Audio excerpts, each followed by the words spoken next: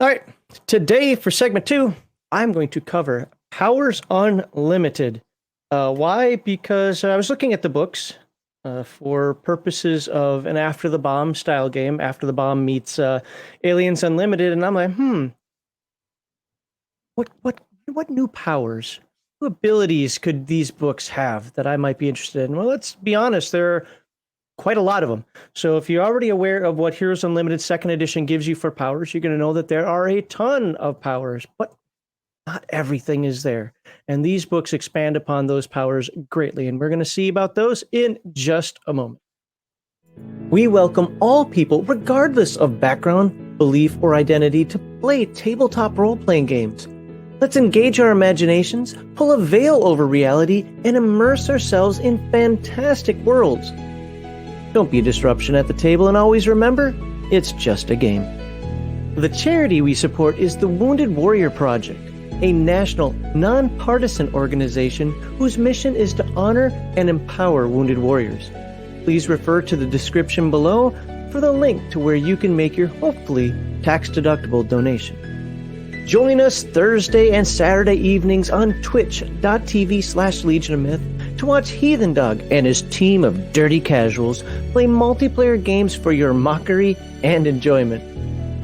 Here on our YouTube channel, you can watch these game-related segments live every Sunday at 1 p.m. Central Time, or check out the Friday night stream where our panel of guests opine, comment, and editorialize on the TTRPG hobby as a whole. Please leave us a comment with your thoughts and experiences. If you enjoy our gaming content, please be sure to subscribe to Legion of Myth. All right, let's get... Oh, I didn't put the book up on the screen. I have failed.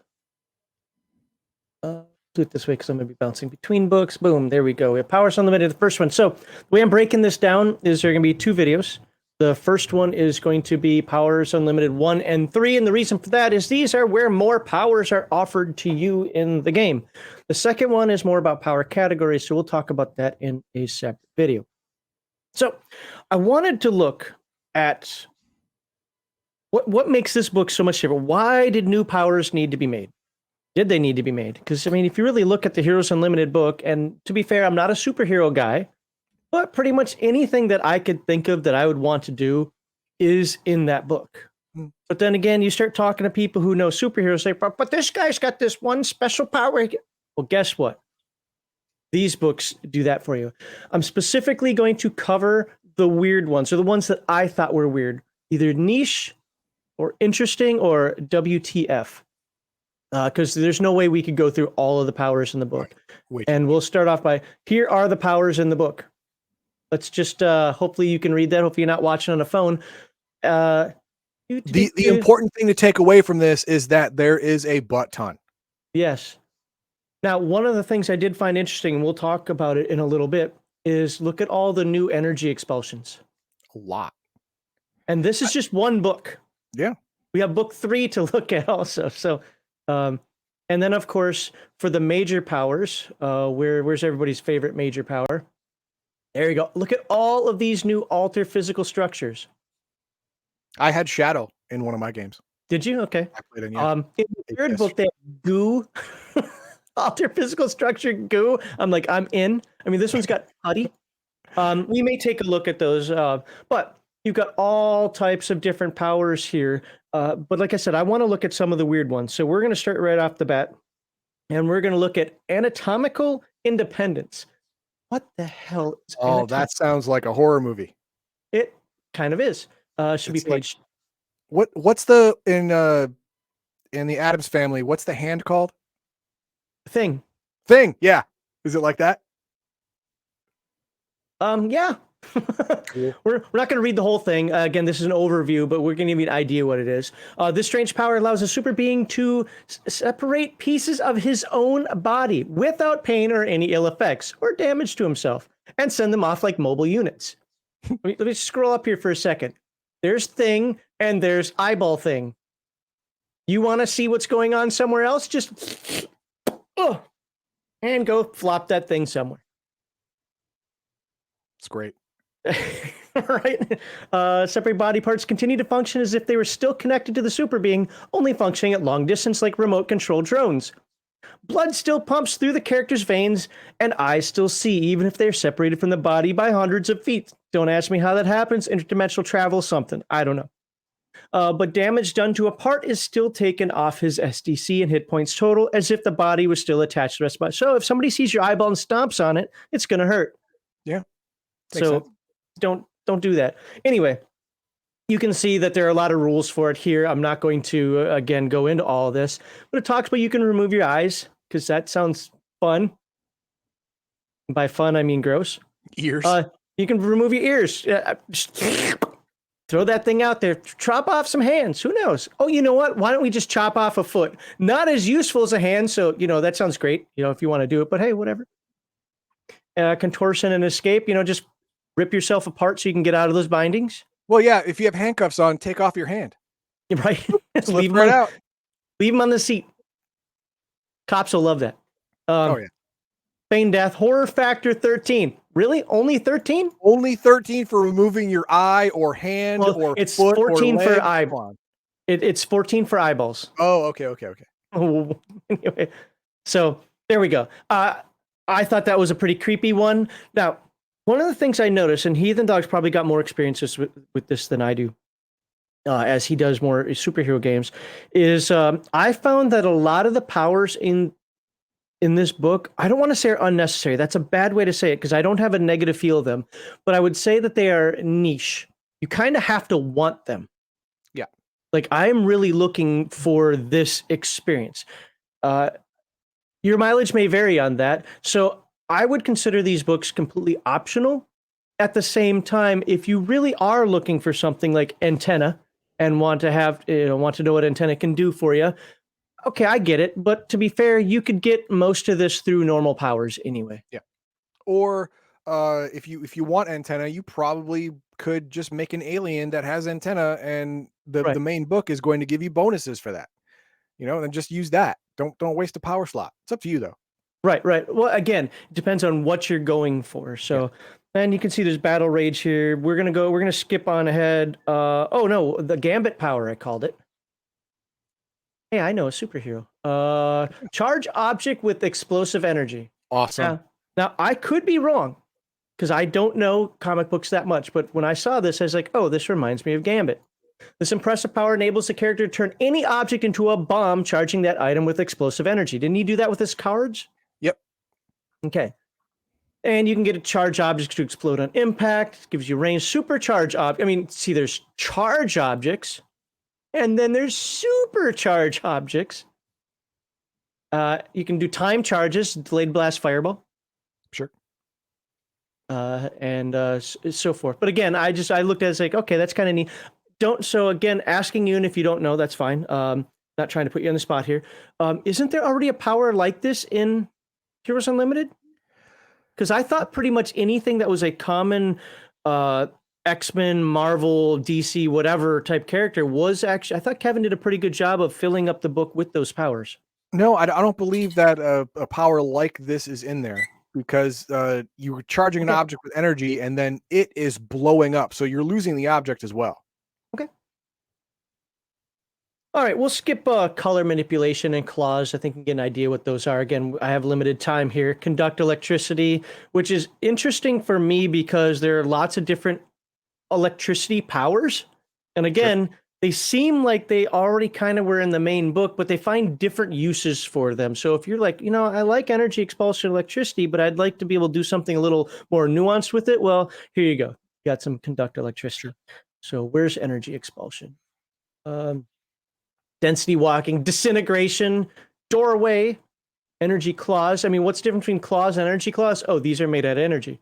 All right, let's just take a look. I'm going to let Heathen Dog pick one. We're going to look at all of these energy expulsions because, to be fair, for the minor powers, I think they're the most common for people to take. Sure. If they're not rolling. So you have energy expulsion, cold. Surprised me that wasn't in the main book. Energy expulsion, energy aura. Directed sound. Electromagnetic pulse. Flame ring, which is obviously different than just fire. Mm-hmm. Force blast. Icy mist. Ultrasonic screech. I think that's the last one. Oh no, plasma. Okay. Let's do the dumbest one. Go back up. Okay. There's one that sounded just really, really stupid. Icy mist? Yes, icy mist. That's it. Okay. Character's able to generate a mist of numbing cold around his or her body to cover a particular area. If the mist is made around the super being, it moves with the character and causes damage to anyone entering the cold radius. So it's a damage shield if Okay. used in that way. A cloud of mist hangs over one location, affecting only those who enter it. Got a 10-foot radius. Damage. Victims caught in the cold mist suffer a maximum of 3d6 cold damage for every 5 seconds. That seems kind of lame. It is. Excuse me. While generating the cold mist, the character is impervious to cold. Well, good. Well, But makes sense. only while generating the mist. Now remember, this is a minor power. Yeah. It's a minor power. When not generating the mist, he's still resistant to cold, half damage, and likes cool temperatures as low as freezing. Oh, it's like my brother, man. He's a weirdo in Minnesota who it's like 40 degrees outside. He opens up the windows and turns on the fans. What the hell's your problem? Anyway, but duration 1 full melee, but can be instantly renewed, so it just counts as an action. And it takes 2 melee actions to generate the mist. So okay, so it takes 2 actions and then lasts 1 melee. Okay. And then one to keep it up, right? It says 1 full melee. Yeah, 1 full melee. So be- it's a melee round. Yeah. So it's the only thing you can do the entire round. And how long is a round again? Well, it says any remaining actions can be performed by the character as normal. So it's 15 seconds. So 15 it takes seconds, you 2 actions to pop it up. Now remember, in Heroes Unlimited Second Edition, you're going to have 4 actions, At barring least. Right. being weird. So it's going to take up half your actions, but it's going to last a full round. So you still get your other 2 actions to shoot or run or whatever. Well, also think of it this way. This isn't so stupid. I mean, it's a little stupid, but it's by the numbers pretty effective, because you can activate this power and have it last for the entire round, and it does 3d6 damage every 5 seconds. That's 3d6 times 3. Well, I would say that it'd be times 2, because the 2 actions would take away the first 5 seconds. But what about just maintaining it? It only takes 1. Yeah, for that's true. For the next round, can be Okay, so it'll instantly be 2 and then instantly 3, 3, renewed. 3, 3. As long as you're maintaining it, it'll be 3 attacks. So, I mean, I wouldn't parse it that the first round I would, because the first round specifically says takes 2 melee actions. But after that can be instantly renewed, counts as 1 melee action. After that, I would agree with you. Yeah. The first round, I'd say it'd be 2 applications of it. After that, it'd be 3 applications. But of it. rules as written, you can use all of your actions and it just happens right away, right? Yeah. Well, see, I didn't look at it that closely when I looked at it earlier. So, victims caught in the cold mist suffer a maximum of 3d6 cold damage for every 5 seconds in the mist, equal to 2 or 3 melee attacks. So basically, every 2 attacks would be 3d6 damage. Yeah, and you don't have to do anything at that point. They just have to be around. Yeah, it's a damage shield. Yep. Yeah. So that's actually okay.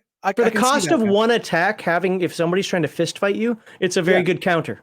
Yeah, hurting them every 5 seconds that they're around you, wanting to hurt you. It's a pretty good reason for folk to just go away. All right, let's move on here. Like I said, what I wanted to show here is that there are a ton more energy expulsions. Remember, these are minor powers that we're still looking at. I don't know why I picked that one. That seems odd that I would pick something as simple as flight. Feral. Why would you? I'm sure there are a lot of combat bonuses with feral. Okay. Oh, I know why I picked flight, because there's already was a gliding, winged and wingless flight. Now you have energy flight and hover, which I think is the dumbest power ever. I read this a couple of times just to make sure that that's all it did. Hey, look, you get the ability to rise. It's like levitate. Really, hover is just levitate. Yeah.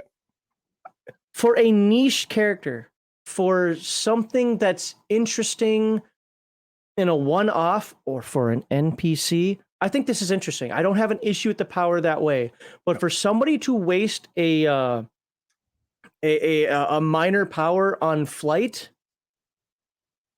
you'd be hard pressed to explain why you're doing that. To me, what's that? Hover flight, not regular flight. Yeah, hover. Yeah, right, hover specifically. Speed is 10 miles per hour.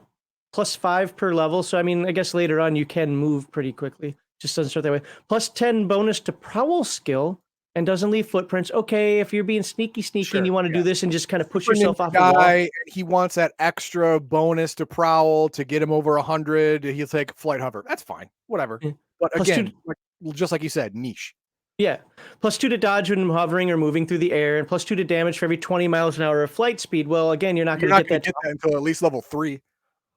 So, I mean, re-looking at it, I will say that +5 miles per hour, okay, that's not so bad once the character's higher level.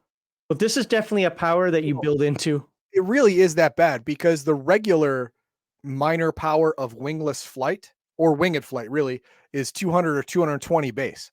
Right. No, I got you. So it's ridiculously slow compared to that. I mean, we'll look at flight energy, 160. I mean, +20 per level experience. I absolutely get what you're saying. I'm trying to put a positive spin on this one. Put a positive spin on this weak sauce ass thing. Okay. Hey, look, flight insect. You can have bug wings. Okay. That sounds great. No. Flying force disc. Hey. It's Spencer's floating disc, man. There you go. That's something. You can use Giant, it on other people and other things. Giant was one that I thought was interesting because unlike growth, you're just big. There you go. And we're going to look at one in the next book called Dwarfism. Dude, it turns you into a dwarf. I mean, a little midget? No, I mean like as in a fantasy dwarf. Nice. We'll look at that in a little bit. But Giant, I thought was interesting because, yeah, you're 9 feet tall. This isn't something that you have a superpower that you now all of a sudden, are you speaking the magic word? She grows. Nope, you're just big. Yep. And you get physical strength bonus, and it gets higher as you go up in level. You get an SDC bonus. It gets higher as you go up in level. You get armor rating. Gets higher as you go up in level. But it's not like you can turn it off. Right. Yep. You're just Andre the Giant now. That's just how you are. Oh, you're bigger than him. Fair. I chose not to look at Gunlim, but if you want to look at it, no, that's fine. I want to look at extraordinary intelligence. I think that's in the other book. I think I might be wrong, but we'll get to that book in a moment. Gives armor rating. That's a good one. Oh, what's that? Yeah, armor. Well, I kind of figured that just made sense. It gives you armor rating. Yeah. Sure. Again, I don't want to look at everything in here. Heavyweight, heightened sense of time. Hold breath, because you know what? Hey, look at this though. They do have some kind of cool ones with like immunity to magic. Sure. I mean, it might seem niche, but depending on the game that you're playing, yep, it could be very, very important. My favorite one, immunity to psionics. Yeah, depending on your campaign, very important. I want to go to page 41, so we're going 10 pages down. Zip. All right, that's 35. Set picture. Oh, looks true, that one. Nerdy Ogre says Comanche Chief. Enektok. Yes. But no, it's not that cool. That's actual growth power. That's growth, not giant. Bunch of shadow stuff. I didn't cover those because, I mean, again... they're what you'd think they would be. Yeah, I had APS shadow and shadow stepping, so I could teleport between shadows. Now, there are a couple of weird ones here, and I have a note written down here, very niche powers. The first one is sliding. At will, the character can generate a body field that renders him totally frictionless. Wait, what? The field can be controlled with fine precision, allowing the hero to remain standing, yet to make the rest of him frictionless so that punches, kicks, and other physical hand-to-hand attacks slide right off of him, doing half damage. Hey, it's an automatic roll with punch fall without having to waste the action for it. But if you want to take a quarter damage, you can still roll with punch fall. There you go. Or he can make his whole body frictionless so that he can slide along the ground on his back, belly, knees, and feet at impressive speeds. You are losing on normal ground. Yeah. I mean, the only friction against you is there is no it's none. There's no friction at all. It's none. The only thing that's going to stop you is gravity, and that's going to take a long time if there's no friction to help. So I thought that was interesting. Can slide along the ground at a speed of 80 miles per hour plus 5 per level of experience. Jesus. I'm sliding into second, third, home. I'm just going to keep going. In the parking lot. Sliding in the parking lot, right? So +2 to dodge, +1 to roll, punch, fall, impact, and the character cannot be grappled. Well, if you remember the scenario that I ran through a couple weeks ago, that could be important. Yeah. Instead of having to break that grapple check, you just can't do it. You just slide right out. It's like being covered in the world's greatest soap. You are the greased pig.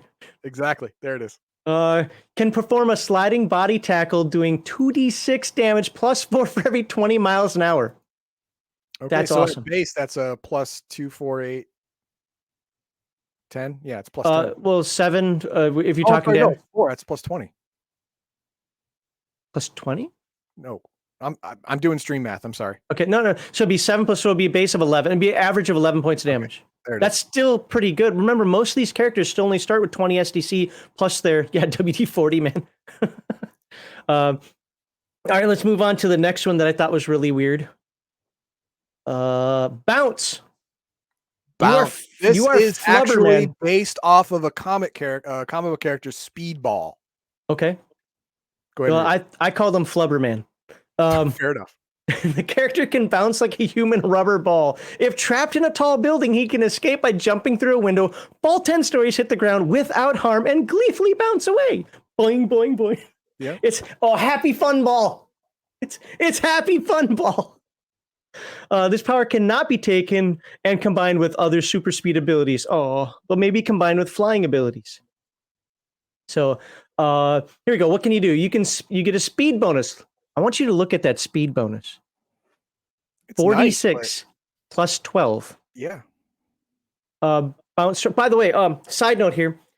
So in Bear's Palladium fantasy game, he's decided to give speed a bonus. Because you know that right now in Palladium, speed doesn't give you a bonus to anything.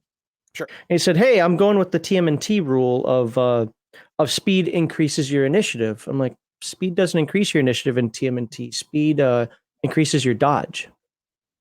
I didn't look at it closely enough because it doesn't matter. In the new TMNT redo, speed gives you a bonus to your initiative. That's crazy. I don't like it. Crazy. I don't like it because initiative is already so important.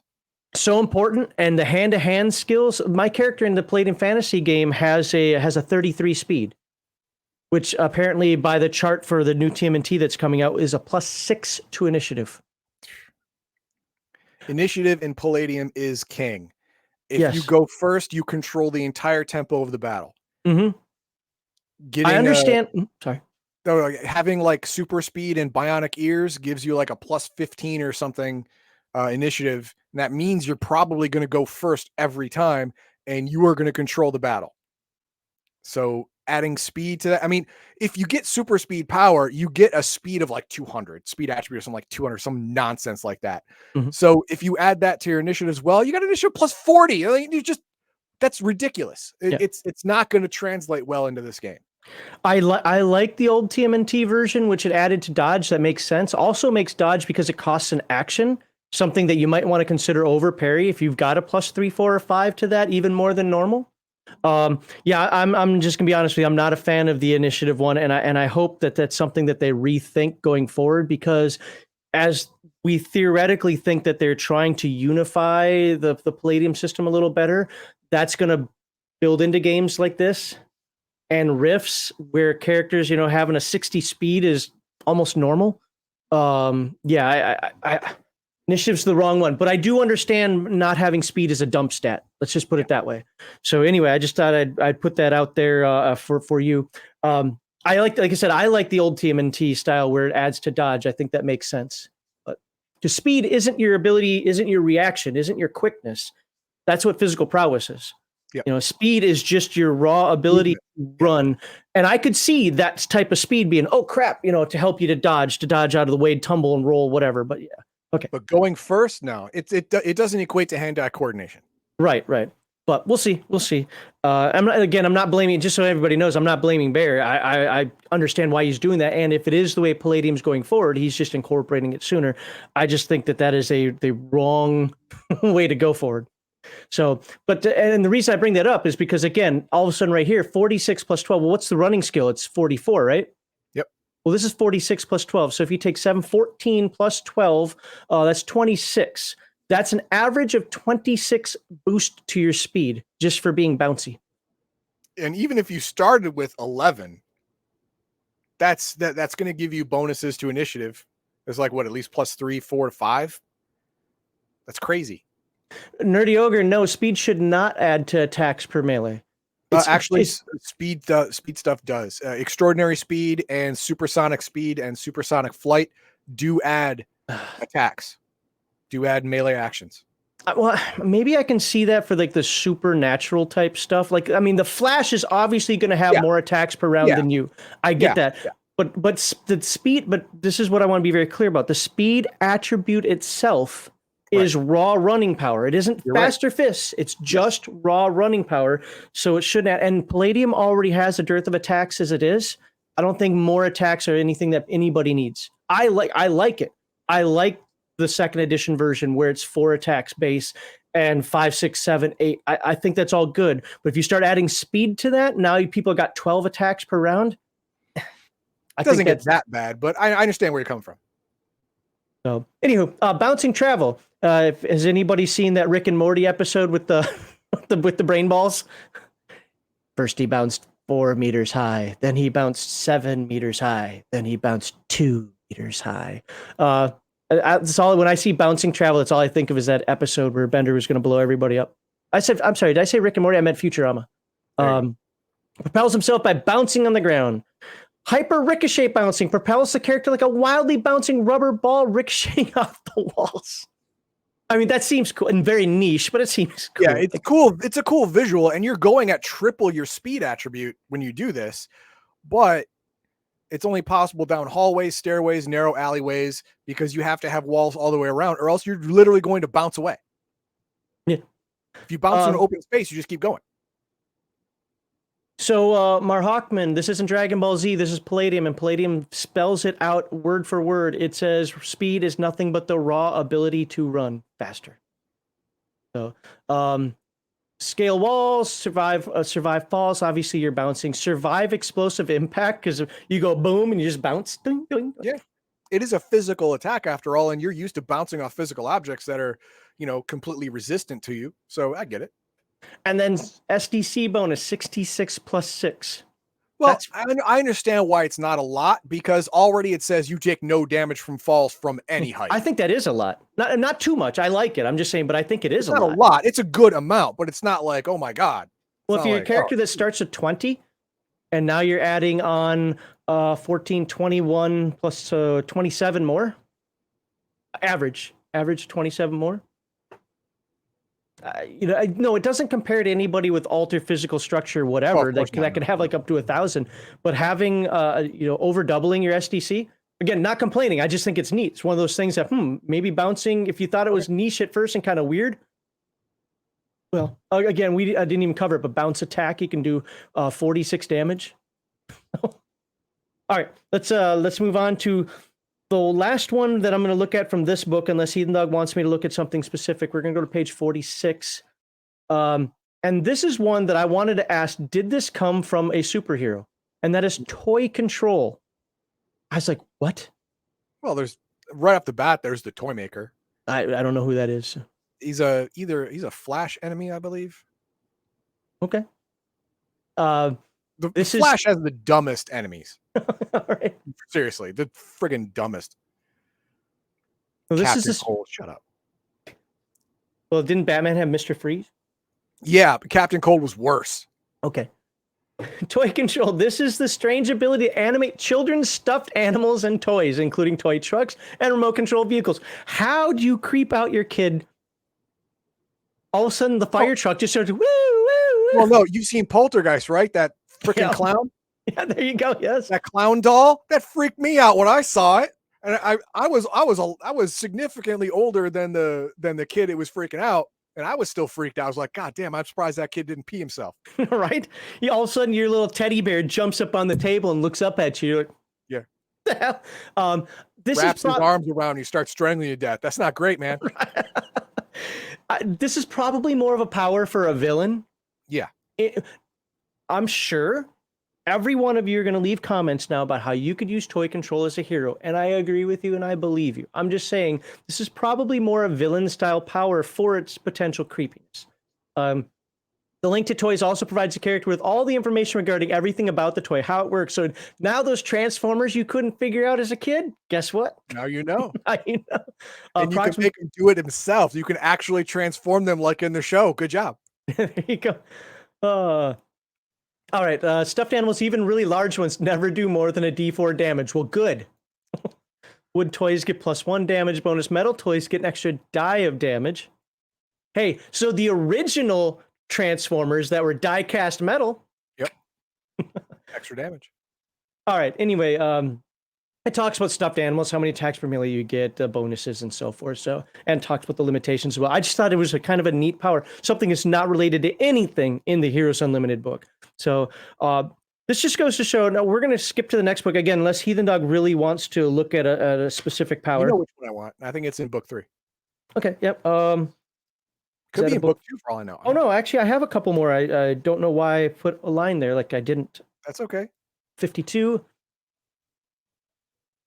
Oh, it's because that's the end of the minor powers. Now we're into the major powers. Look at all of these alter physical structure again. Yeah. That's a lot of stuff. Matter expulsion. This is a way of basically shooting bullets of steel crystal parts of your body that turn into crystal shield. So absorb biomass. This is one I had to read twice. Remember, major powers have typically more than one effect or one really ability. Broad effect. Yeah. Right. It's usually how do you say it's usually an umbrella that includes a lot of minor powers underneath it. So what could absorb biomass do?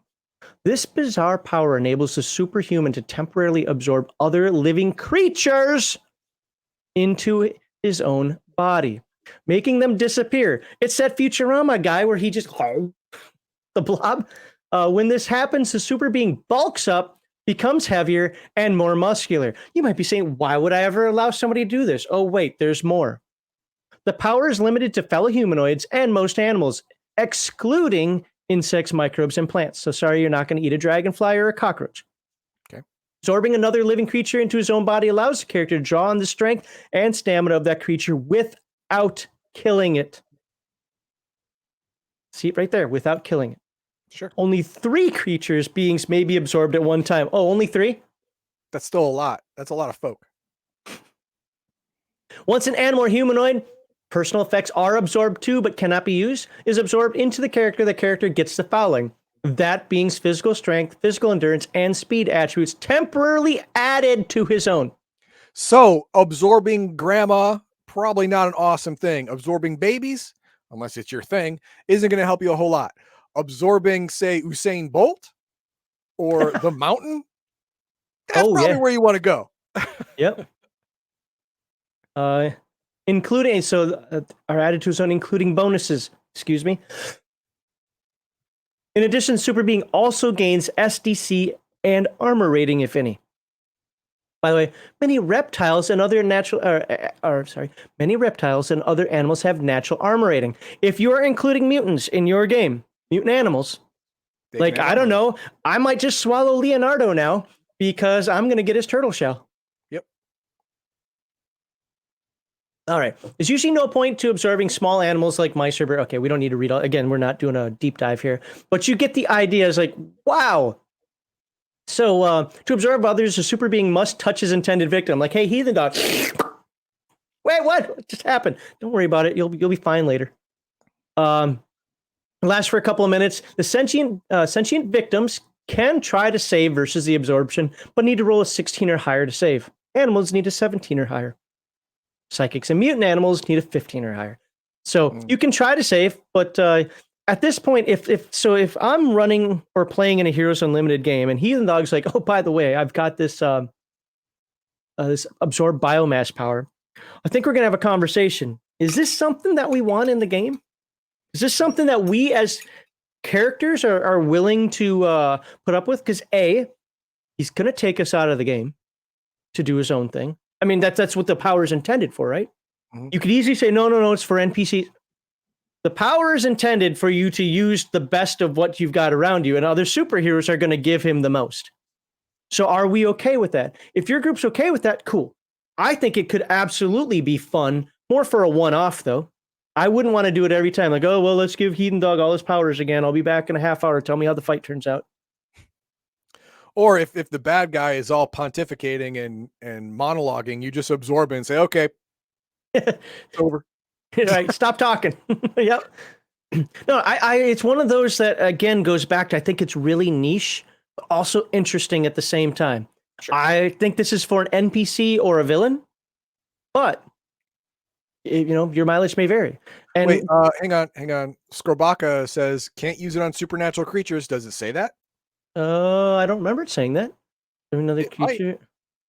They absorb extra SDC. They are large creatures' best fuel. Also note that boosted strength is on the scale of normal for the super being. So if the character normally has extraordinary strength, the additional physical strength is boosted in the extraordinary scale. If it's superhuman, the boost is on that scale, etc., etc. It's for victims. While looking, I see nothing here. Does not work. Oh, right there. On fellow super beings, creatures of magic, or supernatural beings. There it is. Yep. I missed that the first. It's a big note too, and I missed that the first time I read. You can't use it on actual people that you'd want to use it on. Oh, wait. The only exceptions are heroes who fall into non-super categories like physical training, hardware, physical training. Oh, psychics and mutant animals can usually be absorbed, but for half the duration, and they will have some inkling about what just happened to them. Well, yeah, they have to make a saving throw. Well, no. But they get to make a saving throw twice as fast as everyone else. I mean, the hardware you're probably not going to go for, but the physical training and special training? Oh, definitely. Yeah, man. What about the Ancient Master? Oh my God. He's considered physical training. Yeah. Or he's one of those. So yeah, you could get him too. Holy crap. So I mean, even if you don't get a lot from him physically, taking that chess piece off the board is huge. all right, let's we're going to scroll down and we're going to look for, here we go. All the alter physical structures. Heathen Dog, pick one as we go through. Okay. We have crystal. Alter physical structure. Is there sand or fog? We'll find out. We have crystal, light, lava, oil or tar. You can become La Brea. Putty, because you know what? You always want to transfer those comic books from your Sunday Exactly. paper. I want to touch a comic page and bring it up and show everyone that I can touch comic. Rubber, so you can be was it? I'm like rubber, you're like glue. Sand? Didn't you say sand? There it is, sand. There it is. Okay, we'll come back to that in a moment. So I just want to show what people can be. Shadow. Now that's is one that I foresee people probably taking a lot. Yep. Vapor or fog, because if you I'm a vape. Wood, because why not get lit on fire? Oh, there we go. Oh, well, no, you're considered wet wood, so you don't light on fire easily. Okay. All right, let's look at sand. You can be the Sandman. Yep. This major ability allows a super being to change his physical form to sand. Typically, the hero remains human shape, but can change form shape at will. So, physical attacks do no damage. You have an AR of 14, STC of 250. Only when in sand form, but still. Increase mass and strength. Weight is doubled. Who cares? Add 1d6 plus 6, so an average of 9 to physical defense. 9.5, so really 10. Physical strength. Yes. Yep. Alter shape in sand form. As a walking mound of sand, the character can push his hand from body through openings as small as a keyhole. So that makes sense. Go through cracks and stuff. Yeah, makes sense. Sandstorm. You can create a sandstorm covering 10 feet. Basically, just start spinning in a big circle. Don't get dizzy. Sure. Makes sense. Victims are -6 to strike. So not quite blind, because that's -10, but that's pretty bad. You can sandblast people for a damage of 1d6 plus 1 per level experience. Now, Kinda, correct me if I'm wrong.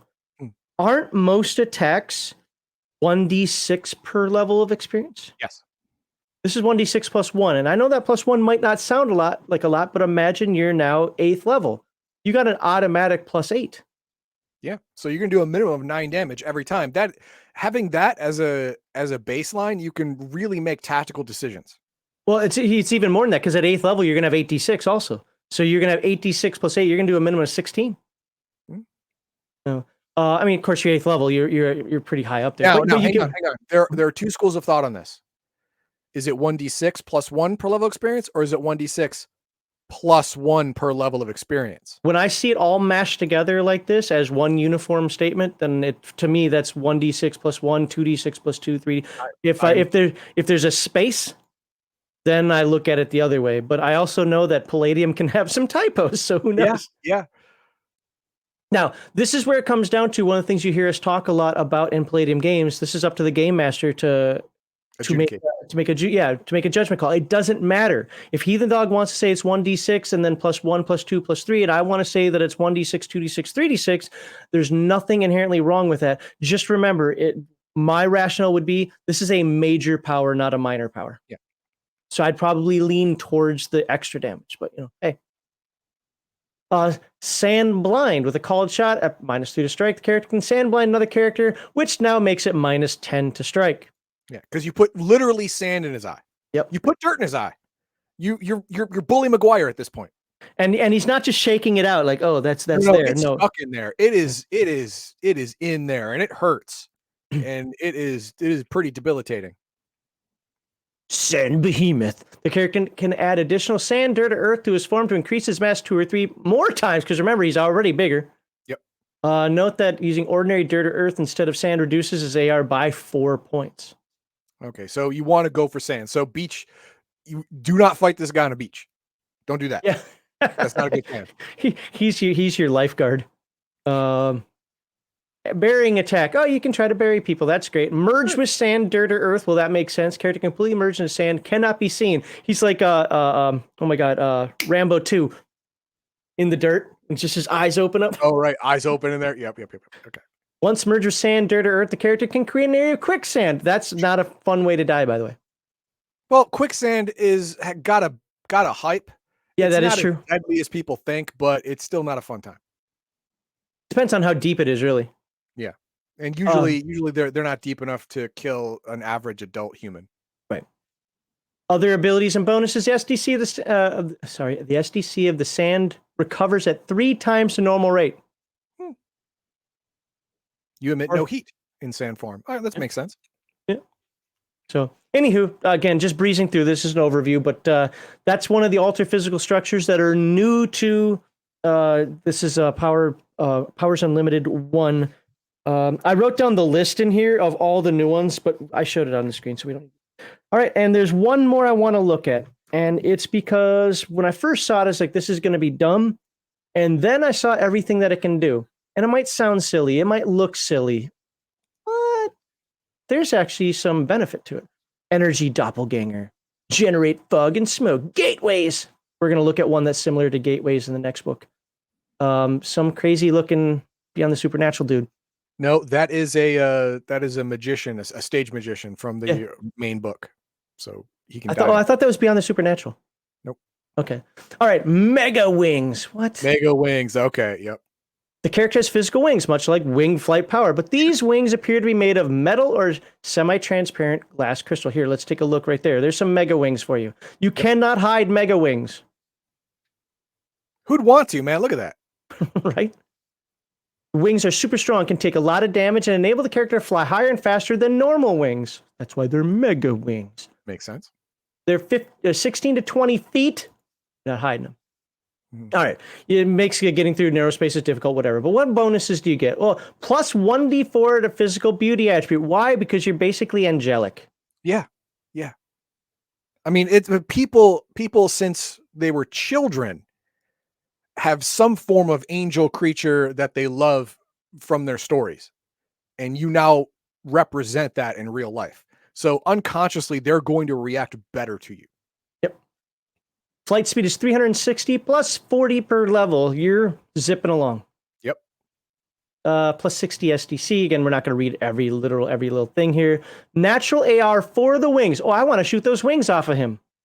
Okay. 16. Natural AR 16. SDC for the wings 330 each. Yep. And they regenerate at 1d6 times 10 per hour. And one of the special powers is wing cocoon, which is excellent. That's actually the one that made me want to take a look at this. So by folding the wings around himself or another, I shall protect you, my lovely. The character is able to create an armored cocoon to shield himself from attacks. The wings taking all the damage leveled at him. Of course, only rolls to strike there 17 or higher do damage. Again, that's because the armor rating. The rest bounce off harmlessly. Oh, it's natural armor rating. Yes. Cocoon can only be used when grounded or hovering. Again, that makes sense. But you can now put a protective cover around somebody. Again, it's got that angelic feel to it. Wing parry can be used like a shield to parry an attack. Wing attack. Character can use the wings. I'm sorry. The character can use the wings both in flight and while on the ground to slash or hit opponents. 1d6 or adds 1d6 to a normal punch plus physical strength. Yeah. But it's that cocoon ability that was like Yeah, the yeah, big one. that's really in there. So, all right. Oh, hang on. When you initially get the power, go back a little bit to the top of that page on the right side. Where do you want it? Right there. It says SDC. Hang on. Right here? Zoom in. Please. Zoom in, please. Right there. Zoom in there. Wing regeneration is only 1d4 times, but the hero can have special mega wings that materialize on command and can be summoned at will. So if you take a hit, minus 50% SDC from each wing, and they only regenerate 1d4 times 10 instead of 1d6, you can have them that pop out or just magically appear when you want them to. I got you. Yeah, I didn't actually read this the first time through. Yep. So, okay, cool. I think that's all that I've got. Oh, so I have Heathen Dog gets to pick one more. Nope. I'm waiting for what I want. No. Well, that'll be the next book, but you get to pick one more of this book, and that's because we're going down to the last new thing in this book. Psionics? Yep. We have a bunch of new psionics, and since I don't give a rat's behind about psionics, here we go. New psionic abilities. We have Calm Rage, Wound Transfer. I love this. I don't like that. Nope. Intuitive Combat, Machine Ghost, Mask IP, etc. Intuitive Combat. I think that's going to be the most useful for the sensitive abilities. Intuitive Combat. Okay. Just leave these on the screen for just a second for people to look at. All right. Intuitive Combat. Intuitive Combat. It's a sensitive power. Scroll over here. All right. Self. Duration is 2 melee rounds per level of experience. Cost 10 ISP. Is 10 ISP a lot for Heroes Unlimited? In the beginning, yeah. Okay. This is a form of telepathy and enhanced awareness geared to give the psychic an advantage in melee combat. To put this ability in place, the psychic must concentrate for one full melee round, so 15 seconds, putting himself in a Zen-like state. Sure. That seems awful, but okay. For the next 2 rounds, the intuitive combat sense makes the character one with his body and weapon, reacting quickly and efficiently with amazing reflex action. Okay, what does it give? +3 to initiative. Again, that's great up until TMNT Redux. Speed gives +20. Yes, Sean, Kevin, please rethink that. That's not a good change. It's not a good change. +1 to strike, +1 to parry, +4 to dodge, +4 to pull punch. No, I like that. I like it when the game adds more reasons to use dodge, because I hear people talk about it so many times. Dodge is useless when you can parry because it takes an action, and I like the idea that, hey, +4 to dodge versus +1 to parry. You know what? I might consider using that action now. But these bonuses aren't the real draw. Not yet, right? What comes next? Yep. That's the real draw. Cannot be caught by surprise, even by attacks from behind or from long range. And what attacks always win initiative? The movement of the air of the bullet heading for you, so you can try and dodge it. That's bananas. It's the Remo Williams thing. I saw you move them. Yes, you actually hear the tendon hear the tendon of the finger as the person squeeze the trigger of a bullet. It's crazy. Putting this into direct game mechanic terms, though, what attacks always go first, even if you have initiative? Long range surprise attacks. Exactly. Always go first. Guess what? Not anymore. Right. Not to you. Yep. Not for you. +10% abilities provided by acrobatics and gymnastics, as well as +10 climb and swim. This would be one of the few times that I would let a character take both acrobatics and gymnastics, because it feeds into the power. Right. Now, cannot be caught by surprise, which means there is no surprise for you. It doesn't exist. Right. You are ultimately aware of everything around you and what could affect you. Everything. You can't be caught by surprise for any reason. It doesn't give caveats. It doesn't give addendums. No, it just says cannot be caught by surprise. There is one caveat that is at the beginning. You actually have to have the power on. Oh, right. You have to have the power on. Okay, fair enough. So, all right. There we go. Let's skip to book 3 now. Close this out for just a. I said let me close this out. Go to book 3. Now, powers unlimited. So why am I skipping 2? Because like I said earlier, 2 is more about power categories. Book 3 is going to get back into the abilities. Oh, okay. Apparently I wrote this one out differently. So let's take a look at the list here. Oops. Scroll down. Another long list of abilities. Oh, yeah. And of course, because of the most common ones, I like to point this out. Let's look at these energy expulsion ones. Heat, light, particle beam. You now have a PPC. Nice. What's interesting about this one, it says it can only come from the eyes. You can only be Cyclops. There it is. Awesome. Shadow Bolt and Sonic Boom. That's right. You get to be It's Guile, boom baby. gun. You can get a boom gun in Heroes Unlimited. Interesting you should say that, because in the next video you were going to see actually more rifts ported over into Heroes Unlimited. Oh, but the first thing I thought of, there it is right there. Extraordinary Intelligence. Yep, and I know that's the one you want to look at, and we will definitely get to that. I think I wrote that one down. I did not. But no, the Sonic Boom just reminded me of Guile from Street Fighter 2. Sonic Boom! Sonic Boom! That was my guy when I played. So, anywho, scroll. We're going to be looking at Pixie Dust because why? Why? But maybe it's better than it sounds. Sticky globs. Sticky globs. I mean, just the name Sticky globs. Yeah. I want it. By the way, for those who don't know, I played a Champions game where my character had goo guns. So every time I see goo powers, I always like, hey. It's one character, but it was still kind of a niche thing. So, and then look at all these. I think there are more major powers in this book than in the other one. I think you're right. But look at all those alter physical structure. It's like a million of them. Pebbles. Yep, pebbles. I think I got that written down to look at. Mercury, foam. What are you at a rave in Florida? Get out of here. Right? I can turn into bubbles. Anyway, ragdoll. That, if you want to get thrown around a bit, I guess that's one. I guess Raggedy Andy doesn't take as much damage. I mean, it worked for Chucky, right? Animal abilities should have just said, go look at After the Bomb. Right. But and by the way, again, I'm not poo-pooing on this book. I think these books really, really, really do add a lot to the game. Work with your game master. Game masters have all the right in the world to say, no, I don't want to add this to the game. Some are very niche. Some just add a new twist on something. But look them over. I think that, to be fair, I think books 1 and 3 are a complete benefit to Heroes Unlimited. Now, as somebody who's played it much more than I have, what are your thoughts on that? I believe that as well. I mean, the important part is that these powers, most of them are so niche that you would only use them if the character is already moving down that path, right? Like if you rolled normally APS Shadow and you wanted an expulsion power and you rolled energy expulsion, I would say, you know what? I'm just going to have you choose Shadow Bolt, right?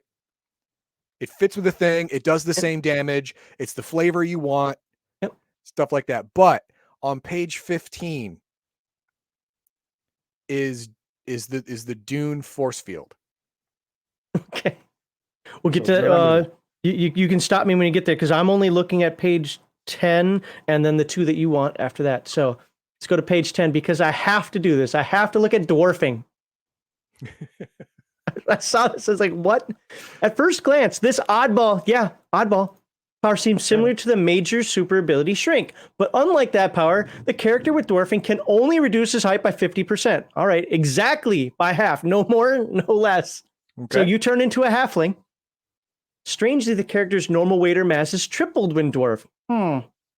Seems increasing his relative density and strength. His clothing, but not his equipment, also shrinks with him because it would be weird if it didn't. Yeah, it would break comic code. Yeah, right. All right. So what do you get? A natural AR of 10. Plus 1d6 times 10 SDC. That's all right. That's all right. Plus 5 to prowl. Plus 2d4 to physical strength. However, it's not super unless you also have some kind of superpower. Right. Excuse me. Hug. So you can leap a distance equal to his PS times 2 feet or times 4 for those with supernatural leaps. Because of your dense musculature, you can have explosive movement faster. Okay. I got you. I think this is actually less than the normal jump, isn't it? No, it says due to the hero's compact muscles and added strength when dwarfed, he can leap a distance equal to his physical strength times 2 in feet. So if your physical strength is, say, average 11, that means you can jump 22 feet. Yeah, that is more than normal. You're right. That's not normal. This is the character speed attribute is half also. That's because you're short legs. This power to me is, again, one of those that is so niche. No player character should have this power. Well, it's in the comics. Puck. I mean, if Puck had these two powers, he dwarfed, and he had the bouncy ball power. Okay. I'm still going to say player characters should not have this. I get it. I'm not saying that, and to be fair, I'm not saying there's anything wrong with playing niche characters. It's not a bad power. It's just stupid weird. There are about 50 other powers that could do more, even as minor. Remember, this is a minor power. Mm-hmm. So this is one of those that I have a theme, and this is the theme I want to play. I guess that Puck guy. Well, there you go. Now you've got it. And again, I think that's a good thing. Ultimately, though, if I'm making a character and I roll this power up, I'll start rolling from scratch. It's not that I think it's complete crap. It's just, okay, this is gimmicky, and no. It's not the gimmick I'm looking for. Right. I want to be very clear as I say this, that I don't think it's horrible. I just think that this is something that's a story-oriented power, not something that that is built around your typical Heroes Unlimited group. Sure. All right. So you want to see this one. Extraordinary intelligence quotient. There it is, right there. There it is. This is one Heathen Dog wants to show off. There's no way to raise my intelligence in the game. Well, guess what? There is now. There is now in Book 3, Powers Unlimited 3. The character is a highly intelligent and mentally flexible individual. By the way, when we go look at Book 2 in the next video, you're going to see that there are even more ways to raise your intelligence. But you probably don't want to do. His genius truly shines within his personal area of expertise. All right.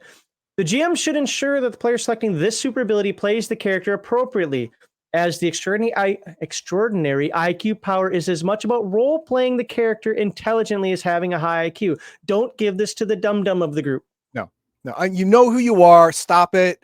Everyone can role-play in their own way, and that's fine. But if you have this power, there is a certain way you have to role-play, and that's the way it is, man. I don't know what to tell you.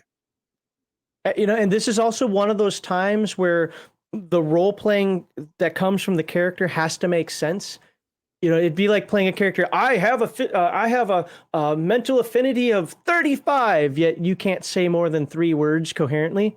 No. To me, there are some things that you kind of have to be able to do. Obviously, because it's a game, none of us have to have, as he said before, the mountain strength in order to go do damage. But if you're going to be the face of the party, probably do need a little bit of charisma. Sure. Right. If you're going to be the extraordinary intelligence of the party, you probably have to be able to be a bit erudite. Not trying to tell you how to play, but at the same time, it can really take people. Yeah, well, it can take you out of immersion if the person's like, I'm going to, what I think I'm going to do. No. So anyway. Bonuses. Increase the IQ to 22 plus 1d6. Okay, now, as an aside, because of the verbiage, because of the way that's worded, if you have an IQ of 23 or above already, it just adds 1d6. I would agree with that. It's said more plainly when you're talking about extraordinary, superhuman, and supernatural strength. I got you. Especially for extraordinary strength, it says increase to 20 plus 2d6. And then it says if you already have 20 or more, just add 2d6 or just add 1d6, something like that. Yeah, so there's precedent for it. No, that makes sense. I mean, why would you I rolled a 24. Somehow you got that 24, right? Yeah. Why would you then lower your intelligence? That doesn't make sense. That's why it says increase IQ to 22, not place IQ at 22 or change IQ to 22. Yeah, I agree 100% on that. Get 10% bonus to all known language, literacy, and mathematics skills. The character is +2 to save versus mind control because you are just that in control of yourself. Plus, you get extra on top of that. Area of expertise, extra special skills at levels 3, 9, 6. What? Well, extra secondary skills at 3, 6, 9, 12. 9, 12, and 15. Okay. Now, characters extra. Is this the one? No, I think it's in the other book. Oh no, this is one where you can get above 98 in certain areas. Oh, the character can continue to increase and go well beyond 98 in order to skill. I thought it was the The power Usually, it's the category that geniuses limited get you. that. The hardware, mechanical, whatever geniuses, they're the only ones who can get above a 98 in a skill to offset skill modifiers. But the extraordinary intellect power gives a person that ability in 2 different skills from that list. Character in his area of expertise continues to increase. Okay, the character selects 2 skills from one of the following skill categories: communications, domestic, electrical, espionage. Ooh, this one allows you to take espionage because Yeah. the one that we're going to read in the next video does not. You're just a genius spy, bro. It's all good. Mechanical, medical, science, or technical. And it gets plus 20% bonus added to it. Remember, that's on top of the 10 that you already Yeah. get. Yeah. Other bonuses from training, and IQ bonus, plus your IQ bonus that you're already going to have You're because already you're gonna above. get really high. Exactly right. So Yeah. you probably got a 35 or 40% bonus to doing things. Well, no, I mean, if it's also a skill that is, say, you know, it said any mechanical skill, right? So, automobile mechanics, I think, starts at 55. So Yeah. you add all those bonuses to it, you're level 1, you're at 80 something, 90 maybe. So for the 2 skills within the character's area of expertise, the player must keep track of the character's total skill percentage even beyond 100%, because this extra will help offset skill penalties for tasks that are extremely difficult. All right, and again, that's normal for like hardware and so forth. So I'm not going to read this word for word. But the important part of this is that if you want to be super smart and you're like, that's just doesn't come with the game, well, it is in the game now. Yeah. I mean, this means that your maximum IQ, let's see, you roll all 3s, that's 18. You roll a 6 again, that is 24. You roll a 6 again, that's 30. That's usually the max for a human being. Now add in this 1d6. game. But now with this power, you can add a d6 to that. So you can have up to a 36 IQ, which means you will be the smartest human being on the planet by a margin. And you look like a Telosian.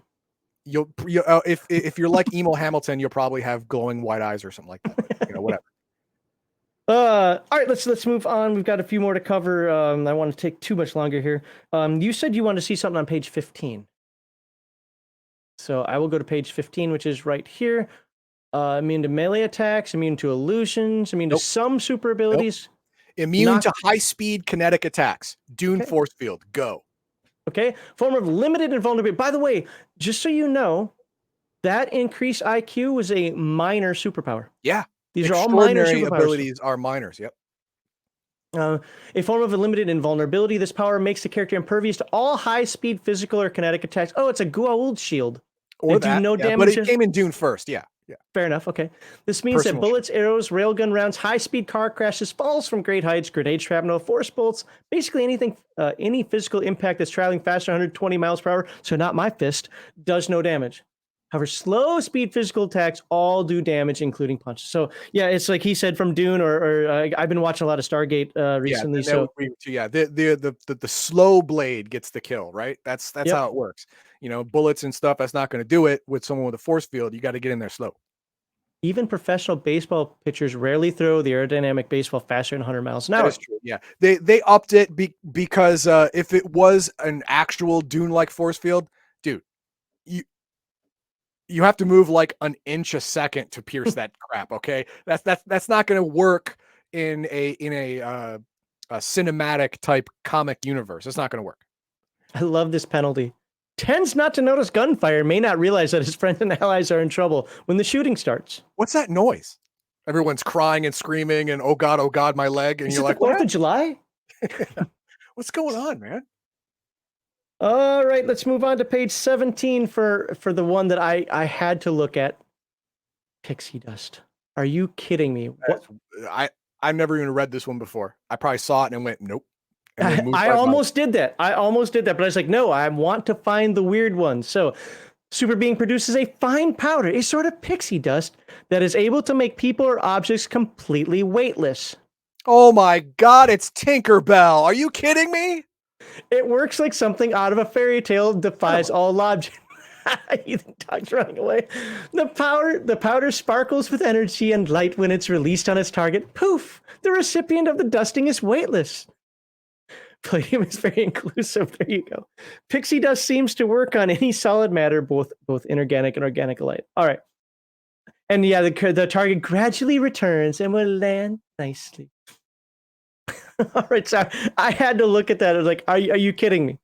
Is this a superpower? I rolled the superpower randomly. I'm making a new character. Yeah, yeah. Do you have to think happy thoughts too? Shut up. Get out. No, but to be fair though, I'm glad it's in the book because again, it whether NPC or villain or whatever, it's showing off the versatility of Palladium and the fact that powers from any sort of myth, fable, comic book, anime, whatever can be incorporated in here. Now we might laugh at it. I know I'm definitely laughing at it, but there could be a purpose for that one at some point. Again, NPC. All right, let's next one I want to look at is on page 23, and I kind of warned you guys about this one earlier. Supervision, all types of supervision in here, by the way, folks. Look into my eye. All right, Windows, and yes, we are talking about Microsoft. Sweet. The super being can look through one window, but choose to see the view out of any other window. Okay, this is just magic now. Now this is just magic. Come on. The character does not have to alter or even touch the window to use the power. Oh my God. This was one of those that I thought about when I read it. I was like, okay, I understand. Let's have some wacky things in here, but really? But then I thought about more and more. It's like, this actually could be quite useful. Yeah, I mean, you could buy the crappiest apartment in the crappiest part of town and have a view of the Taj Mahal. It's great. It's awesome. Well, the second window must be within range of the character's power, must be within 5 feet of the window he's looking through. Right. That's what. So when I read that the other day, I was like, okay, you just made the power useless. Yeah. Like, I'm looking out this window. The only thing that I can see it useful for now is look at me looking out this window, but you don't see my visage over there. It's not like you see me looking through a different window. So I don't know. I thought it was so cool, and then it wasn't. It says range 100 feet plus 10 feet per level of experience, but then I don't understand this again. It must be within range of the character's power, so that's right here, 100 feet, so it must be within 100 feet. You have to be within 5 feet of the first window. The window first you're window looking out of. I misread that then. Yeah. So this goes back to actually being a power that I read this like 5 times too, and I didn't grasp that. Yeah, okay. No, I still think it's garbage. It's garbage. I mean, you unless you could walk through the window, no, but you can't. You can just look through it. So, no. I'd much rather have Gateway. But looking through this window and seeing through a window that I like my neighbor's window to see what's going on behind over there. 100 feet isn't a lot, no. but I mean I can see it's niche use. Very niche, yes, very niche. Remember, minor power. No. Squirrel Hermit says sniper. No, you can't pass anything through the window you're looking out of and have it come out of the window. Spotter, on the other hand, out of. Spotter for the sniper. Spotter for the sniper. The spotter usually his only job is to give wind and distance and stuff like that. And looking through a different vantage point takes away those abilities. I get that, but again, we're also talking a superhero game. Indirect fire. Launching a grenade. I could look through not through the window, but no. Remember, I wouldn't be launching. I'm saying I'm spotting for you. Like, hey, I see him on the other side of that house. That's not something I can normally see. Sure, but the windows are within range, so now I can. Also, again, very niche. I'm not trying to make excuses like, no, the power is great. Power isn't great. No. If somebody's like, how was I seen? Hold on here. There's no way anybody can see me unless they're right there. Well, with this power, I could still actually be over there. Detective, private detective, or an officer of some kind. You look through the window of a house you don't want to surveil, and you can see into the house you really want to surveil through any open window. Yep. It's great for information gathering. That's awesome. Again, pretty niche, but that's the only way I could think to make it useful. It's a great story character. It isn't going to be a great character that you're going to want to play for long term. All right, let's look at the major powers. Again, look at all these APSs. Man, Kevin went nutty with the APSs. Nutty. Well, they are a fan favorite, though. Yeah, bone, coral. There's that stupid, what is that, foam again? God damn. Foam. Goo. There's goo. There's your goo. I know, goo or gel. Plastic. Come on, man. Ragdoll. Hey, you know what? Chucky's a thing, so whatever. Void. By the way, these... Void is reprinted because it was Is in that dumb Aliens and had to be Unlimited. done again. Wax, get out. Get out of my sight. I'm melting. All right. I didn't really want to look at it. Is there any one of those particularly you want to look at? Otherwise, I'm going to move on. No, Okay. not really, no. Okay. We're going to get to one that's really creepy, though. We're going to skip a lot of pages here. This is the list. You guys can see it on the screen there. Pause it if you want to see more what's in here. We've just got a couple more to go through, but we're going to skip down to page 62, it looks like. So I'm guessing that's 65. Oh, wow, it's actually closer on than only off by one page. And that is Fleshworks, because it's time to get creepy. Okay, that sounds weird. It is. One of the most gruesome of super abilities, Fleshworks allows a super being to reshape and sculpt the flesh of living beings and animals. That is a World of Darkness type thing. And we've gone into Scary Town now. Okay. We have definitely gone into Scary Town now. The tissue and flesh of the victim can be molded and altered by the super being to fit his whim. Luckily, these changes are only temporary, and the victim will return to normal after a short time. This actually reminded me of Earth Dawn and the was it Flesh Shape? Yep. But that causes actual wounds to a person, and it isn't temporary, if I remember correctly. Anyway, sense health of flesh. So you can basically be like, are you healthy or not? Reveal whether the individual is human, mutant, alien, or something else. If you got cancer, warts, whatever. Flesh control. Take control of a part of another person's body. Use subtly, it can make a person twitch or jerk a single finger. Again, I swear to God, they read the Nethermancer from Earth Dawn because it was a bone dance. Mm-hmm. Or maybe used to cause an eyelid twitch, flutter, or wink, or don't hit yourself, don't hit yourself, don't hit yourself. All right, let's move on. Did a person make him jump, stumble, kick, punch, whatever? Duration, one simple melee action or attack. Okay. Each controlling action counts as one of the super beings' own. Basically, if you want to make the person punch himself, each one's going to be one of your own attacks, but it could still be fun. Crawling fresh, an impressive and eerie ability that makes the skin of the victim to undulate and wriggle as if something is moving or crawling underneath it. That's rough. The effect covers the entire body and is quite horrific and distracting, although painless. It's friggin' nightmare fuel is what it is. Yeah.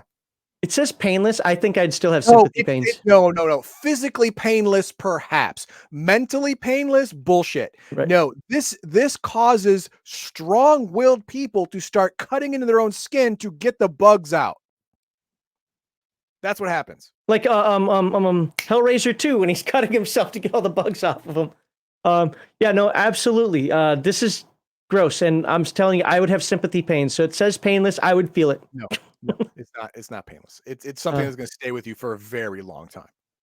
And talks about attacks per melee. Paralysis flesh.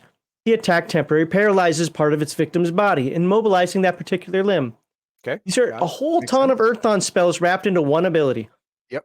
The super being is able to push, move, and change living flesh as if you were working clay. Yeah, we're gonna. See, is that mean girl cheerleader messing with you again? You can fix that. Heal the flesh of others. By using his influence on the flesh, the character can heal others with the laying on hands and concentration. Oh, look, he can actually put your skin back where it belongs. That sounds fair. Okay. Other abilities, heals 3 times faster than normal human and without scarring, 1d6 hit points, or plus 1d6 hit points per level of experience, and plus 15% to save versus coma death, and never suffers from skin rashes or acne. Okay, that's good. Out of all the 7 abilities, only one of them isn't a goddamn nightmare. Yep. Agreed. Yeah, Kokushuko's like, yeah, I bet you wish you were foam now. Yeah. Okay, foam is better. Yeah, you know what? Good point. Let's go to page 78 for the next one that I wanted to look at. 76, 77, 78. All right. So this is merge. What's that? Mega tail. No, we're going to look at merge. Come on. All right. Merge biomass. Bizarre power in which the super being merges his own body with that of another being. Wait a minute. Didn't we already look at this? Yeah, we did. The character's physical body completely disappears into the body of another person or large animal as if you're physically possessing him. It's the other way. Instead of them going into you, you're going into them. There's no outward sign of character's presence or body, only that of the host body. The victim does not appear to be heavier, bulkier, altered in any way, etc., etc. The victim will be... What's that? Good hiding place. Once the victim is once the super being is merged with the victim, he sees, hears, and experiences everything his host does inside the host body. The super being cannot be damaged or killed by injuries to his host. It is a perfect hiding place. Mm-hmm. Is there anything else I really cared to read here? Can be maintained indefinitely. Merging and Xing does not cause any damage or discomfort to the victim. Again, I think we're talking physical. Yeah. Hopefully they're asleep and it'll be okay. But if they're awake, yeah, that's you're gonna have to experience those nightmares if you stay in, because you get all your five senses are working while inside, and when they're sleeping and having nightmares about what you did to them, you're gonna have to deal with that. But Um, but if you wanted relations with someone but they don't want you, God. you could jump into someone that they do and experience the whole thing. I'm just saying, is it right? Of course not. Of course not. But this is already a nightmare power. So there it is. Rechannel kinetic energy. Oh yeah. Okay. Let me read a little bit. I'll tell you the. Well, this is the quick Marvel. version of it is this: is if when somebody punches you, you don't take the damage, you just give it back to him. Somebody shoots you, you don't take the damage, you just give it back to him. Okay. You can store it up a little bit, but what you cannot do, you cannot store up multiple attacks and unleash them as one. So if Heathen Dog punches me in the face, all I can do is the same thing back to him. Right. I thought it was interesting though, because it really is. I'm like rubber, you're like glue. Sure. And no, it's kind of like a couple of Marvel superhero powers, but it's nowhere near as powerful. Yeah, Like, yeah. You can You're not actually you. store energy for a while. So what you can do though is if somebody attacks you 4 times, is you pop all 4 of those back at him. Now they're going to be 4 separate attacks, Sure. but you pop those, and they are automatic. They automatically hit. Yes.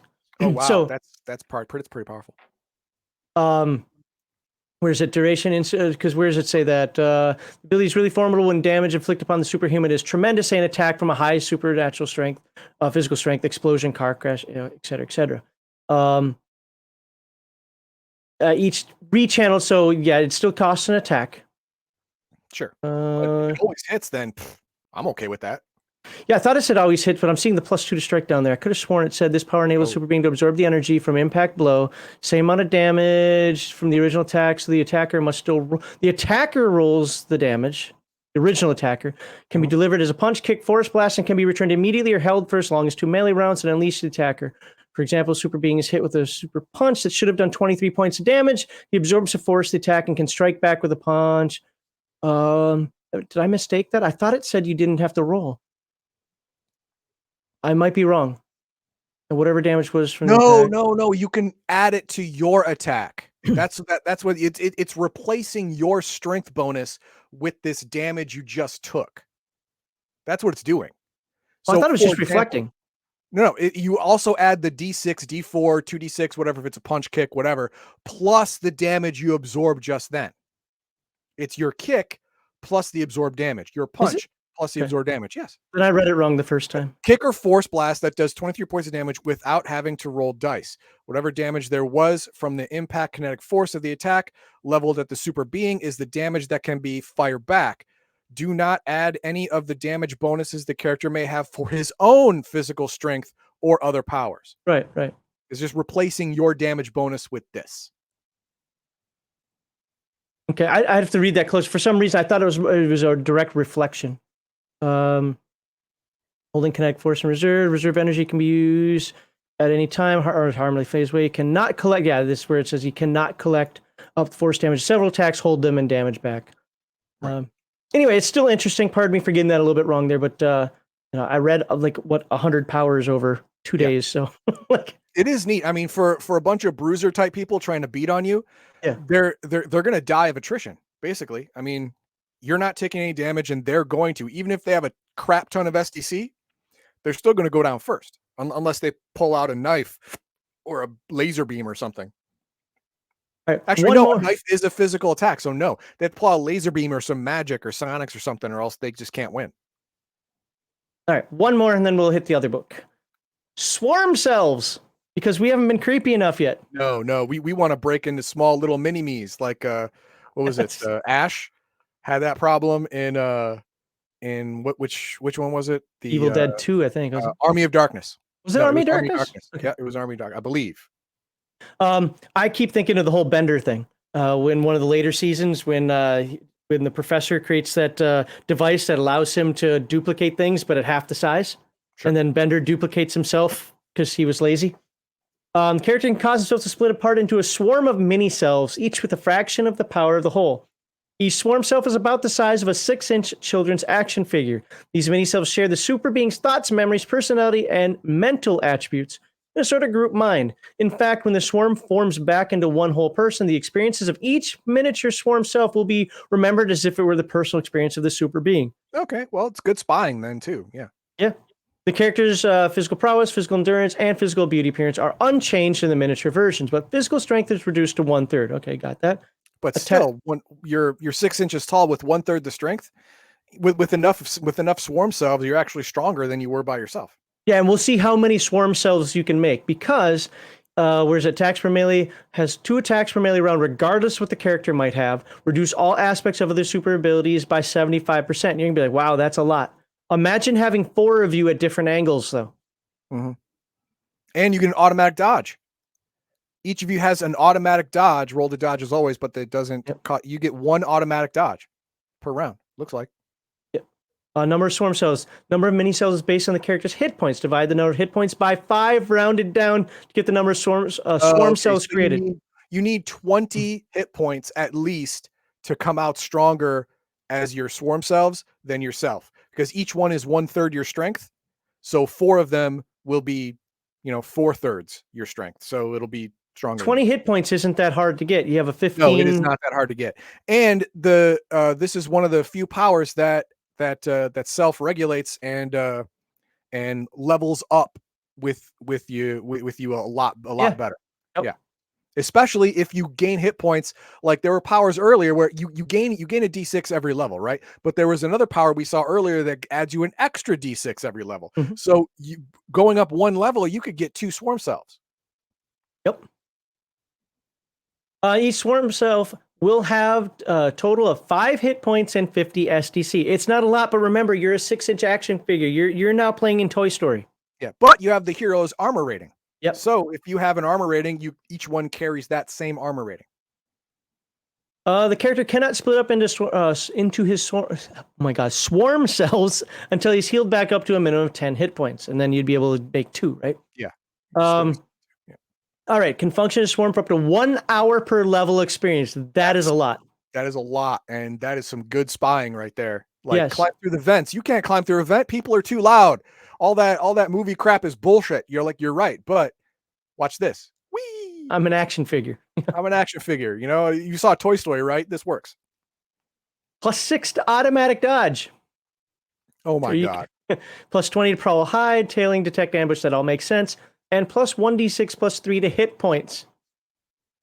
Due to small size, relative toughness, who cares? Swarm attack. Swarming attack is the most basic form of attack where all swarm cells attack one opponent from several different locations. That's what I was talking about before. Heights and angles, like a swarm of angry bees or fire ants. Tactics usually involve trying to disable, confuse, or separate target from teammates, and it works well. Distract, lure, and hide. Another favorite play is to make noise or even shout to make it sound like someone big is in the room or nearby. Hey, Joe, did you hear that? Trip attack. Most humans don't expect to be attacked by a swarm of hamster-sized opponents at the foot or ankle. Little chihuahuas nipping at your ankles there. But they have opposable thumbs, and they're angry at you. Yep. 0-1 to 50% chance of dropping whatever he's holding when he fell, because you have a good chance of falling. The Gulliver attack. Oh, Lilliputians. After a successful trip attack, the swarm can use any available strings, wire cord to tie the victim up as he flounders to the ground. And the bump and grab. And other players have part of the group attack or lure the subject away while the others grab an important evidence or whatever, make a run for it.